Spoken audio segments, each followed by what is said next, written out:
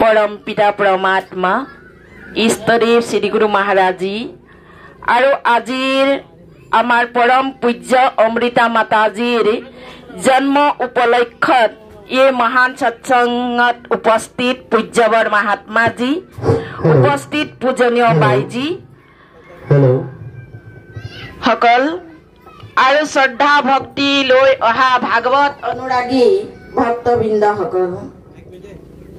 आमी भालेमान समय परा सर्वप्रथमे आमार शोभायात्रा आमार जामुटली लाइनर करा हल तार पिछते आही आरम्भणी गुरु वंदना द्वारा हल और अनेक प्रेमी भक्तर मुखर बिंदार पर आमी सुंदर सुंदर भजनर आनंद लई आसिलु तार पिछते आमार गुरु भक्तर मुखर द्वारा आमी महान सत्संग श्रवण करिलु आदरणीय बाजी मुखार बिंदार द्वारा आमी सत्संग शुनि आसिलु और श्री आमार अमृता माताजी जन्মৰ दिन जीतो है सचाকৈ আজি देवबार पड़ार कारणे आपनालोকৰ कारणे सौभाग्যৰ বিষয় কৈছে ঘোষাৰ মাধ্যমৰ দ্বাৰা যে কি समस्त भूतते तुमी समस्त भूतत माने सकलो जगात ब्यपी आशा हरि सकलो जगात भगवान आछे एनेकुवा जगा नाय जे कि भगवान नाय और भगवान थकार कारणे सकलोए आमी आही यात उपस्थित होइछुहि किय निजर निजर श्रद्धा भक्ति और विश्वास নহলে তো আৰু প্ৰেমী আছিলে আমাৰ গাঁৱতো আমাৰ কিমান এতিয়া লাইনত ভক্তসকল আছে কিন্তু কোনোবাই শিৱক মানে কোনোবাই ৰামক মানে কোনোবাই কৃষ্ণক মানে তো এনে ধৰণে বেলেগ বেলেগ মানে যেনেকে আমাৰ শৰীৰত অংগত 10 ইন্দ্ৰিয় আছে আমাৰ যদি চকুটোৱে देखी पाओ इतो बेलेग काम नकरिब न चकुरे काम करिब कानेरे हुनु हुना कामे करिब भरि आमी कबात जाओ एतु अहा जुआ कामे करिब हातेरे आमी अनेक काम करू दान पुण्य काम हक बा काबाक आमी नमस्कारे करिलु हयने आजिर जन्मदिনত बेलेगर हुआ हले हाय हेलो होलेतेन किन्तु আজি आमी गुरु भक्त हुआर कारणे सकलोए आही पेलानी जे माताजीर जीतो त्याग है भक्तर कारणे त्याग सन्तानर कारणे त्याग सन्तान माने लड़ा छाली आमी सकलोरे आमार मार सन्तान है जन्म दिया मा और ज्ञान दिया गुरु माता तो गुरु मातार सन्तान है और गुरु मातार जी आज जन्মৰ दिन है बहुत जगह एनेके उलह मालहरे डांगर डांगरকৈ मनाय आछे और गुरु महाराजी कृपार द्वारा आमी डिब्रुगढ़ शाखा जामु तलितो आही पेलानी आमी सकलोए एकत्रित হৈ भकतबृन्दসকল मनाবলৈ লৈছো किन्तु सज्जनসকল विचार करक रखार এই सत्संग रखार কাৰণটো এটাই হয় जी सकले जानिसे तेखेत सकলৰ কাৰণেও चार्जिंगर दरकार है आपनालोके मोबाइल चलाय आछे किन्तु मोबाइल जदि आमार बेटारी लो हो जाए डाउन हो जाए तेतिया आमी चार्जारत लगाब लागिब और चार्जार हलेहे आमी कि करिब पारिम आको पुनर मोबाइलটো आमी चलाब पारिम নহলে आमार कबात इमार्जेंसी कल थाকক कबात आमी किबा मोबाइलतो अनेक चाय ना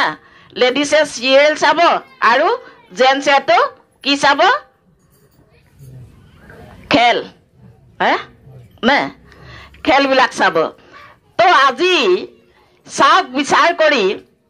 আজি आमी सीरियलो बाद दिलो कार कारणे मार कारणे सत्संगर कारणे सत्संग शुनिले आमार जीवनर पुण्यर कमाई हबो और आगतो आमी भाल कमाई करी थकार कारणे আজি এনেকুৱা বৈকুণ্ঠ লোক বনাই পেলানি আমি ইয়াত বহিবলৈ পাইছো বৈকুণ্ঠ লোক আমি যোৱাৰ কথা সকলোৱে চিন্তা কৰো আপোনালোকে কৰে নে তো বৈকুণ্ঠ লোক আছে নাই এতিয়া বৈকুণ্ঠ লোকতেতো আছে তো সেই গতিকে বৈকুণ্ঠ লোকত থাকি আমি সজ্জনসকল ভগৱানৰ কথা তো এনেধৰণেই সাধু সন্তৰ সংগত পোৱাৰ কথা নাৰদ মুনিৰ মনত মানে প্ৰশ্ন আহিলে আৰু প্ৰশ্ন অহাৰ লগে লগেই সজ্জনসকল কি কৰিলে শ্ৰীহৰিৰ ওচৰত গুচি গ'ল বিষ্ণু ভগৱানৰ ওচৰত তো গৈ পেলানি সুধিলে যে প্ৰভু শ্ৰীহৰি যে সন্তসকলৰ সংগত কৰিলে কি হয় তেতিয়া শ্ৰীহৰি বিষ্ণুৱে ক'লে যোৱা এনেকুৱা এটা জেগা দেখুৱাই দিলে বোলে তুমি আমুক জেগাটোত যোৱা তাত এটা মানে নলা আছে তো সেই নলাটোত এটা কিৰা পোক বুলিলে শুনিবলৈ বেয়া লাগে ন অসমীয়াত পোকে কয় আৰু কিৰা তো এইটো বস্তুটো মানে তিলবিলাই আছে বেয়া জেগাত কেনেকৈ পোকবিলাক নাচি থাকে না নাচি আছে তো এটাই পোক আছে তাক হাতত লৈ পেলানি সুধিবা যে সন্তসকলৰ সংগত কৰিলে কি হয় তেতিয়া নাৰদজী একদম চঞ্চল বৃত্তিৰ হয় ৰখিব নোৱাৰিলে আহিলে আহি পেলানি চালে সজ্জনসকল কি দেখিলে সঁচাকৈ তাত এটা পোক আছে তো এই পোকটো হাতত লওঁতে তাৰ মৃত্যু হৈ গ'ল মৃত্যু হোৱাৰ লগে লগে নাৰদ মুনিৰ যিটো মনৰ প্ৰশ্ন হয় জিজ্ঞাসু হয় শান্তিটো নহ'ল প্ৰশ্নটো উত্তৰ নেপালে শান্তি কৰিবৰ কাৰণে আকৌ কি হ'ল গুচি গ'ল বিষ্ণু লোকত শ্ৰীহৰিক আকৌ সুধিলে বোলে শ্ৰীহৰি মই যিটো কিৰা হাতত ল'লো আপুনি ক'লে কিন্তু লওঁতে মোৰ প্ৰশ্নটো কৰিবলৈ নেপালোঁ মৃত্যু হৈ গ'ল তেতিয়া ক'লে বোলে আমুক জেগাত এজোপা গছত এটা চৰাই পোৱালি দিছে তো সেই চৰাই পোৱালিটোক লৈ সোধা তোমাৰ প্ৰশ্ন উত্তৰটো মিলি পাই যাবা তেতিয়া সজ্জনসকল সেই চৰাইটো ওচৰত আহিলে গছজোপা ওচৰত চালে যে এটা চৰাই আছে চৰাইটোকো তেনেকৈ হাতত লওঁতেই সুধিবলৈ লওঁতে চৰাইটোৰো মৃত্যু হৈ গ'ল তাৰ পিছত সজ্জনসকল আকৌ পুনৰ গ'ল শ্ৰীহৰিৰ ওচৰত বোলে যেতিয়া মই ওচৰ পালোঁ মোৰ হাতত উঠাওঁতেই চৰাই মৰি থাকিলে তো এতিয়া কি হ'ব কেনেকৈ মোৰ এই প্ৰশ্নটো সমাধান হ'ব তেতিয়া সজ্জনসকল ক'লে আমুক জেগাত এজনী গায়ে মানে পোৱালি দিছে এই পোৱালিটোক সুধিলে হ'ব বোলে সাধু সন্তৰ সংগত কৰিলে কি হয় তেতিয়া সজ্জনসকল এই গাই পোৱালিটো ওচৰত আহিলে আৰু হাত লগাই সুধিবলৈ লওঁতেই এই গাই পোৱালিটো মৰি গ'ল আকৌ পুনৰ গ'ল সুধিলে তেতিয়া ক'লে বোলে নাৰদজী বোলে যোৱা ৰাজাৰ ঘৰত ৰাজকুমাৰৰ জন্ম হৈছে আৰু সেই ৰাজকুমাৰক সুধিলে তোমাৰ প্ৰশ্নটো অৱশ্যে পাই যাবা উত্তৰ তোমাৰ যিটো জিজ্ঞাসু ভাৱ হয় সেই জিজ্ঞাসু শান্ত হৈ যাব বুলি ক'লে শান্তি হৈ যাব তেতিয়া সজ্জনসকল আহিলে আহি ৰাজাৰ ঘৰত গ'ল আৰু মনে মনে নাৰদজীৰ ভয় হৈছে যে ৰাজাৰ কথা হয় মৃত্যুদণ্ডও দিব পাৰে হাতত লোৱা মাত্ৰকেতো কিৰা মৰিলে চৰাই মৰিলে হাত লগোৱাৰ লগে লগে গাই পোৱালি মৰিলে পোৱালিটো মৰি গ'ল এতিয়া যদি ৰাজকুমাৰৰ ওচৰত মোক পঠিয়াইছে তো ইয়াৰ সমাধান কি হ'ব আৰু কি নহ'ব এইটোতো সময়হে ক'ব বুলি আহি গ'ল আহি ৰাজাৰ ঘৰত সোমাওঁতে ৰাজাই দেখি নাৰদ মুনিক একদম খুচি হৈ গ'ল এনেকুৱা এজন সন্ত মোৰ ঘৰত আহিছে এনেকুৱা খুচি দিনত যে মোৰ ৰাজকুমাৰৰ জন্ম হৈছে বহুত শুভ হয় তেতিয়া সজ্জনসকল কি হ'ল ৰাজাই নাৰদজীক মাতিলে আৰু মাতি পেলানি বহিবলৈ দিলে তো অহাৰ কাৰণটো কি বুলি সুধিলে বোলে আজি আপুনি ইমান দিনৰ মূৰত কেনেকৈ মোৰ ঘৰত আহি পালে তেতিয়া ক'লে যে কি সজ্জনসকল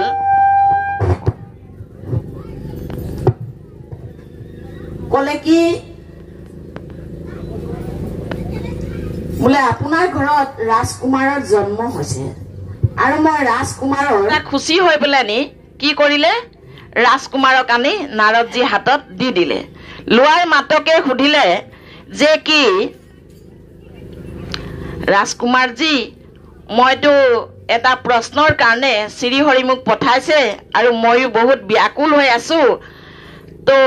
সন্তসকলৰ লগ সংগ কৰিলে কি হয় বুলি ক'লে তেতিয়া সেই ৰাজকুমাৰে কি জবাব দিলে নাৰদজী বোলে এতিয়ালৈকে বুজি পোৱা নাই সন্ত সংগত কৰিলে কি হয় যিটো যে বোলে নলাৰ কিৰা পোকটো উঠাইছিলা এইটো ময়ে আছিলো চৰাইটো হাতত লওঁতে মৃত্যু হোৱা ময়ে আছিলো আৰু গাই পোৱালিটো প্ৰশ্ন সুধোতে মৃত্যু হল ময়ে আছিলো তো আপোনাৰ নিচিনা সন্তৰ সংগ পালে জীৱৰ মানে উত্থান হৈ যায় কল্যাণ হৈ যায় মুক্তি হৈ যায় তেতিয়া নাৰদৰ মন শান্তি হল ঠিক তেনেকৈ কোৱা তাপস্য সজ্জনসকল আমাৰো মনত অনেক প্ৰশ্ন আছে যে বাইজীবিলাক ৰঙা ৰঙা কাপোৰ পিন্ধি ঘৰত কাম কৰিবলৈ টান পাই পেলানি আশ্ৰমত আছে নেকি না কোনোবা আমাৰ জিজ্ঞাসু সকলেও ভাবিব যে ভগৱানক এই কলিযুগত দৰ্শন পায়নে এই কলিযুগতটো কেতিয়াও ভগৱানক দৰ্শন কৰিবলৈ পৰা নহব ইনে শুনুৱাই আৰু মানৱ ধৰ্ম মানুহ সবে না কিন্তু তেনেধৰণে মানে অনেক প্ৰশ্ন আছে প্ৰশ্নৰ উত্তৰ তেতিয়াহে সমাধান হ'ব যেতিয়া আমি সথং প্ৰেম পূৰ্বক বিশ্বাসৰ দ্বাৰা শ্ৰৱণ কৰিম শুনিম আৰু শুনি পেলানি আমি জানিবলৈ চেষ্টা কৰিম নাৰদে যেনেকৈ নাৰদ মুনিয়ে যেনেকৈ জানিবলৈ চেষ্টা কৰিলে নহলেতো পোকটো মৰি গ'লে এৰি দিলেহেঁতেন চৰাইটো মৰি গ'লে এৰি দিলেহেঁতেন এইবিলাক কিনো বুলি নহয় জানো গাই পোৱালি হাত লাগোতে মৰি গ'লে এৰি দিলেহেঁতেন কিন্তু যেতিয়ালৈকে প্ৰশ্ন উত্তৰ নেপালে তেতিয়ালৈকে বিচাৰি আছিলে তো আমি সকলোৱে মনুষ্য হয় আমাৰ ওচৰত জ্ঞান বুদ্ধি বিবেক বিচাৰ সব আছে কিন্তু আমিও যদি বিচাৰো যে আত্মজ্ঞান কয় এই বস্তুটোনো কেনেকুৱা হ'ব খাই নে পিন্ধে নে ইয়াক লয় নে কি হয় এনেকুৱা যেতিয়া প্ৰশ্ন মনত আহিব আমি বিচাৰ কৰিম তেতিয়া অৱশ্যে আমাৰো মনৰ যিটো জিজ্ঞাসু হয় যিটো আমাৰ মনৰ সংখ্যা ভাৱ হয় হেতু কি হৈ যাব সমাপ্ত হৈ যাব যেতিয়ালৈকে আমি দৰ্শন নকৰিম যেতিয়ালৈকে আমাৰ জ্ঞান নহব এটো বাহিৰৰ বস্তু নহয় সজ্জনসকল এটো আমাৰ নিজৰ ভিতৰত যিটো শক্তি দ্বাৰা আমি সবে ইয়াত বহি আছো আমাৰ চকুৱে কাম কৰিছে কানে কাম কৰিছে মুখে কাম কৰিছে ভৰি হাতে কাম কৰিছে আমাৰ পুৰা বডিয়ে আমাৰ কাম কৰি আছে হয়নে আৰু যিটো বস্তু ওলাই যোৱা মাতক এই বডিত সব বস্তু থাকিও একো কাম নাই সেই গতিকে সজ্জনসকল সেই বস্তু পাবৰ কাৰণে সথং মনুষ্যৰ জীৱনত বহুত আৱশ্যকতা আছে বুলি সাধু সন্ত সকলে আমাক সৎসংগৰ দ্বাৰা প্ৰেৰণা দিয়ে সেই গতিকে সজ্জনসকল বিচাৰ এই সংসাৰখনক কৈছে মিছা আৰু গীতাত কৈছে কি এইটো চকুৰে যত দেখা জানিবা সকলো বিষ্ণুৰ মায়া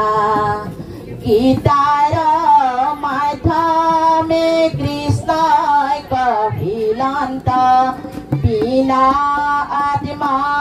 জ্ঞানে হবে মিছা ওই বিনা আত্মা জ্ঞানে হবে মিছা সজ্জনসকল চাওক বিচাৰ কৰি আমি এই দুইটা চকুৰে যিমানখিনি দেখি আছো এইটো কাৰণে মিছা বুলি ক'লে কি আমাৰ লগত কেতিয়াও নেযায় আমি ইয়াৰ বস্তু ইয়াতে এৰি যাব লাগিব এইকাৰণে এটাই সত্য বুলি কৈছে যিটো আত্মা জ্ঞান গীতাৰ মাধ্যমে কৃষ্ণই কহিলান্ত বিনা আত্মজ্ঞানে হবে মিছা আমি যিমানে বিদ্যা আমি শিকি লওঁ যিমানে আমাৰ ওচৰত জ্ঞান বুদ্ধি থাকক বিবেক নাথাকক কিন্তু যেতিয়ালৈকে আমাৰ ওচৰত বোলে আত্মজ্ঞানটো নহব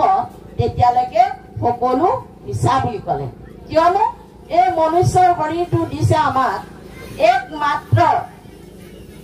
আত্মাৰ উদ্ধাৰ আৰু কল্যাণ কৰিবৰ কাৰণে কাম কাজটো এইটো কৰ্ম ভূমি হয় আমি কৰ্ম কৰি আমাৰ জীৱন জীৱিকা আমি পালন কৰিবই লাগিব তাৰ ভিতৰতো ভগৱানৰ উদ্দেশ্য কি হ'ল 84,000 জুনিৰ পৰা আমাক আনি আনি যেনেকৈ সেই 4টা উদাহৰণ আপোনালোকে শুনিলে ঠিক তেনেকৈ লাখ চৌৰাশ গিনতি কৰিব নোৱাৰো আমি ভাবিব নোৱাৰো কল্পনা কৰিব নোৱাৰো কিন্তু জ্ঞান লোৱাৰ কাৰণে এই কথাষাৰ আমি গুৰু নানকৰ বুজি পালো যে লাখ 84 ভৰম দিও লাখ 84